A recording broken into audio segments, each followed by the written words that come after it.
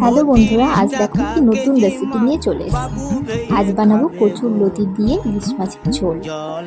ইলিশ মাছ কিন্তু রান্না করতে খুব একটা সময় লাগে না, কিন্তু টেস্ট হয় কিন্তু দারুণ।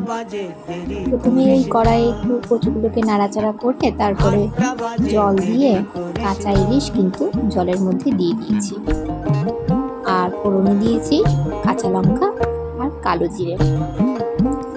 তারপরে এখন জলে ফুটবে মাছগুলো, পরিমাণ মতো লবণ দিয়ে দিতে হবে, এরপর দিয়ে দিতে হবে পরিমাণ মতো হলুদ। ইলিশ মাছ কিন্তু বেশি নাড়াচাড়া করতে হবে না, কারণ ইলিশ মাছ খুবই নরম মাছ, বেশি নাড়াচাড়া করলে কিন্তু ভেঙে যায়। এরপর আমি ভালো করে হলুদটা লবণটা ঝোলের সাথে ভালো করে মিশিয়ে নিচ্ছি। এরপর কিছুক্ষণ ফুটতে দিব। তারপর দেখো ফুটে আসলে আমি দেখে নিচ্ছি যে এই কচুর লতিগুলো সেদ্ধ হয়েছে কিনা।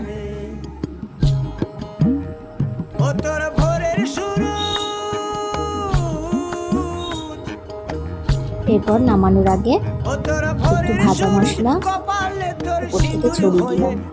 এই মাছটা রান্না করতে গেলে কিন্তু আদা কিংবা কোনো মশলাই লাগে না, শুধু একটু জিরে আর একটু ধনে ভেজে সেটাকে গুঁড়ো করে নিলে সেটা ঝোলের নামানোর আগে দিয়ে দিলে ইলিশ মাছটা খুবই টেস্ট হয়। এভাবে তোমরা একবার ইলিশ মাছ রান্না করে দেখো, ভালো লাগবে খেতে। রান্নাটা আমার এখানেই হয়ে গেছে, ঝোলও টকবক করে ফুটতে শুরু করে দিয়েছে।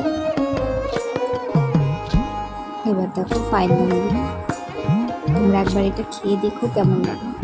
আজকের মতো এখানে।